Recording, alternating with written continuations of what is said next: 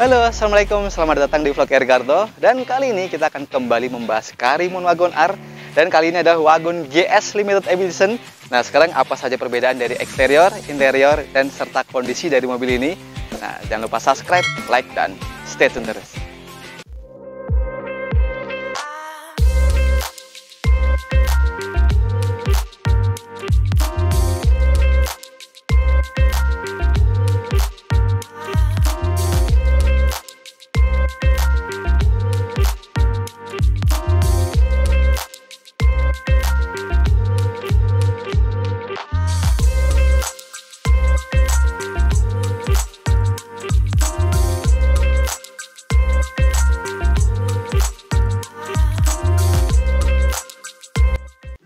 Nah, Karimun Wagon GS samping saya ini adalah salah satu unit punya kami.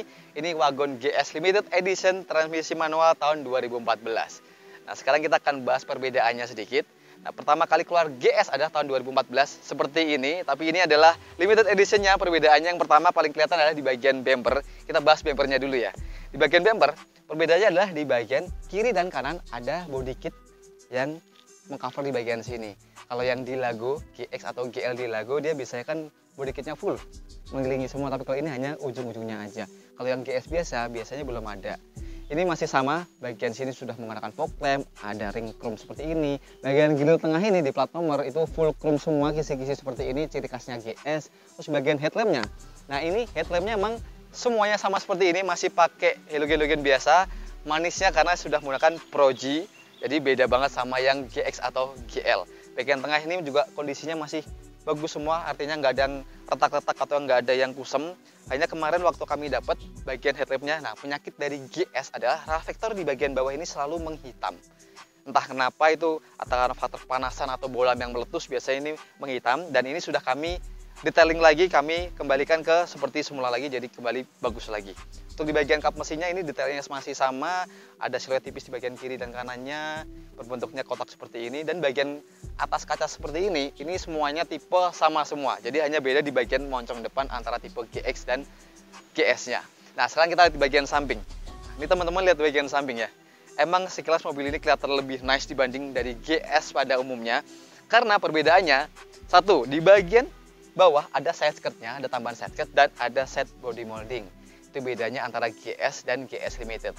Terus di bagian spion, ini sudah dilengkapi dengan spion sen dan electric mirror. Ini ciri khas dari GS Limited. Kalau yang GS biasa, ini masih polos dan belum ada electric mirror. Tapi lipatnya ini masih biasa, belum ada retract spionnya, masih seperti ini aja. Ini sama-sama masih menggunakan fender di bagian sen seperti ini. Terus untuk di bagian atas, nah ini entah kenapa emang dari dulu sampai sekarang untuk tipe GS tertinggi belum ada roof railnya. Jadi entah kenapa itu dari pabrikannya malah dicopotin seperti ini. Tapi ini bisa tambahkan juga pakai yang tipe GX OM-nya juga. Ya, terus bagian sini pilar di warna hitam dari kami juga, ada tambahan talang air. Terus handle-nya ini hanya tambahan aja berwarna chrome, sebenarnya berwarna dasar. Untuk bagian kaki-kakinya ini velgnya OM ring 14, profil bannya 185/65. Depan cakram, belakang masih drum atau tremol. Cuma ini sama owner sebelumnya, hanya dirubah warna sedikit berwarna abu-abu tua. Tapi kalau originalnya sebenarnya suara dengan bodi ya berwarna silver untuk velgnya.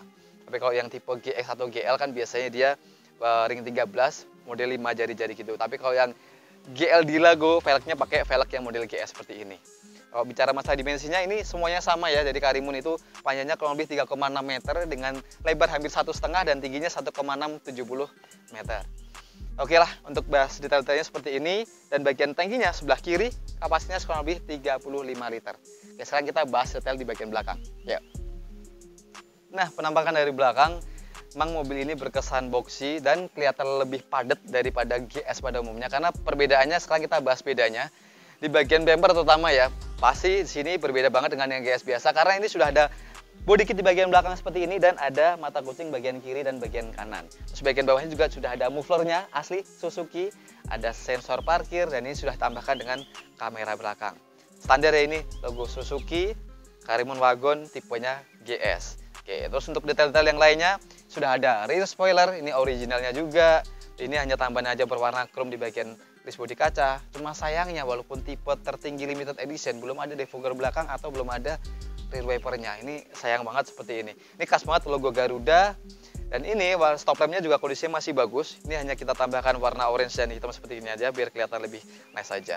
Dan ini tuas pembuka bagasi juga belum ada handle-nya, selalu pakai anak kunci atau pakai handle dari dalam. Nah, sekarang kita akan lihat. Nah, ini ciri-ciri interior yang pertama di bagian bagasi. GS Limited adalah ada separatornya. Ini original loh. Jadi GS yang biasa belum ada, walaupun sama tipe yang GX atau GL pun belum ada semua. Hanya GS Limited yang ada separator seperti ini. Tapi ini agak sedikit mengganggu sih kalau kita ngangkut barang agak tinggi. Harus kita lepas seperti ini. Dan kita taruh seperti ini, baru kita bisa angkut barang yang agak tinggi. Untuk spare tire-nya masih standar. Ada di bagian bawah sini. Ini masih pakai Velcring 13 OM-nya. Tulusnya di bagian kanan kiri sini. Dan ini kondisinya alhamdulillah waktu kita dapat juga cek di bagian sampai tulang dalam seperti ini, lantainya, sampai ke bagian lipatan-lipatan seperti ini sudah kami cek semua. Artinya kondisinya bebas dari insiden dari belakang. Aman dari laka. Bagian tulang kiri, bagian kanan, sampai ke bagian lipatan-lipatan sini pun semuanya masih utuh semua. Dan ini standar ya, joknya kalau kita lipat harus dua-duanya seperti ini. Dan belum bisa rata lantai, tapi cukup lumayan lah, ini bisa mengangkut badan yang cukup besar. Oke, sekarang kita kembalikan dulu. Nah, ini separatornya emang modelnya hanya kita tumpangkan seperti ini aja. Ya, cukup lumayan. Sekarang kita akan bahas detail kondisi dari interiornya. Yuk. Nah, oke, sekarang saya duduk di interior dari GS ini. Yang pertama saya akan bahas bagian setirnya.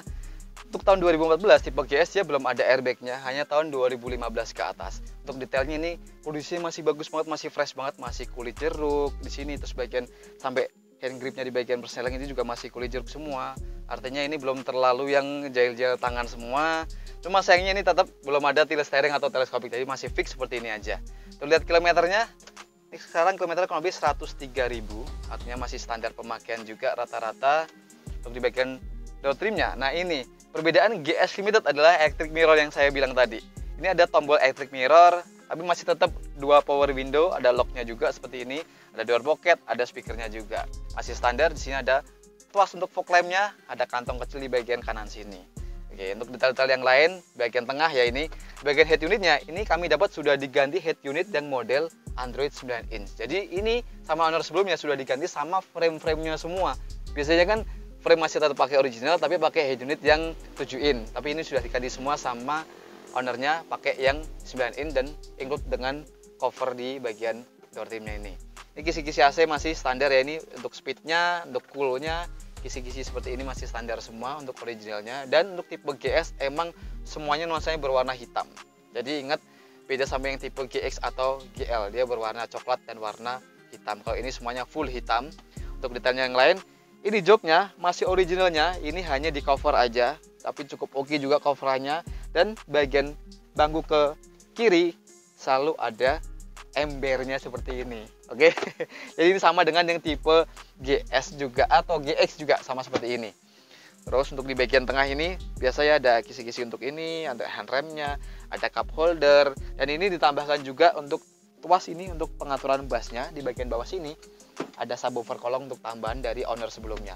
Ini sudah dibikin karpet dasar semua. Jadi emang dari owner sebelumnya emang rapi banget mobil ini, masih fresh semua. Lacinya masih standar semua di bagian sini. Ini ciri khasnya juga ada lector 12 volt. Oke. Bagian sini masih bagus semua, artinya nggak ada yang getas-getas segala macem, masih solid semua. Ada aksesoris kecil. Terus di bagian atas ini sun visornya masih dibungkus plastik ya, rapi. Hanya tambahan aja kacanya, sebenarnya nggak ada, masih polos. Ada penerangan. Ini spion tengah masih standar. Terus untuk di bagian interior belakang ini kondisinya juga masih bagus, artinya sama kayak bagian interior depan sudah di cover dan masih fresh semua. Jadi alhamdulillah waktu kita dapat ini emang kondisinya sama pemilik semuanya sangat terawat banget dan sudah diservis segala macam. Jadi kita tinggal pakai aja. Hanya kemarin ganti sedikit kaki-kakinya aja di bagian bearing roda depan. Nah, sekarang kita lihat di bagian ruang mesin. Ayo. Oke, sekarang kita lihat ruang mesin dari Karimun Wagon ini. Nah, ini dia ruang mesinnya. Nah, kelihatan banget ya. Ini ada tambahan, ada stud barnya di bagian sini. Ini dari pemilik sebelumnya sudah ditambahkan. Mereknya NCC Performance. Mungkin teman-teman juga sudah ada yang pakai seperti ini. emang ada kegunaannya sedikit untuk lebih stabil juga. Untuk kondisi mesinnya ini alhamdulillah juga masih prima banget, artinya nggak ada yang rembes-rembes, sampai ke bagian bawah juga nggak ada yang rembes. Dan kemarin kami dapat juga, kata owner sebelumnya sudah habis ganti kampas kopling satu set sama mataharinya. Emang tarikannya jadi enteng, koplingnya juga sangat enteng. Kemarin kami dapat juga saya coba di tol lari 140 malah. Ini masih cukup stabil, tapi jangan ditiru, mungkin amannya di kecepatan 100 km per jam sudah aman. Dan untuk konsumsi BBM-nya ini juga irit, tergolongnya masih irit banget. 1:16 sampai 18 km per liter untuk keluar kota. Dalam kota bisa antara 14-15 km per liter. Untuk kapasitas cc-nya ini sama semua, Karimun Wagon menggunakan cc 1000 cc, menghasilkan tenaganya 68 HP dan torsinya 90 Nm. Pengereman roda depan 5 percepatan transmisi manual. Ini juga ada versi yang transmisi otomatiknya. Tapi buat teman-teman yang buat awalan atau beli mobil pertama, saran saya pakai yang manual aja karena perawatannya lebih gampang daripada yang GS, AGS-nya itu karena perawatannya agak sedikit susah. Untuk detailnya lagi di bagian kap mesin, ini masih utuh semua, selernya masih bagus, ini masih sewarna dengan warna dasar seperti ini. Bagian tulang depan ini juga masih utuh semua, artinya bebas dari insiden atau bebas dari laka. Jadi untuk sekian kondisi dari ruang mesin, bahkan dari kondisi tulang-tulang dari mobil ini. Nah, buat teman-teman yang ingin dibantu untuk inspeksi mobil atau tanya-tanya tentang mobil ini, kalian bisa hubungi kami di deskripsi. Dan buat kalian yang berpengalaman pakai mobil Karimun Wagon, bagaimana saja perawatannya, mungkin keluh kesahnya seperti apa, kalian bisa tulis komentar di bawah. Nah, kita sudahi kali ini dan sampai ketemu di vlog Eric Carto berikutnya. Assalamualaikum.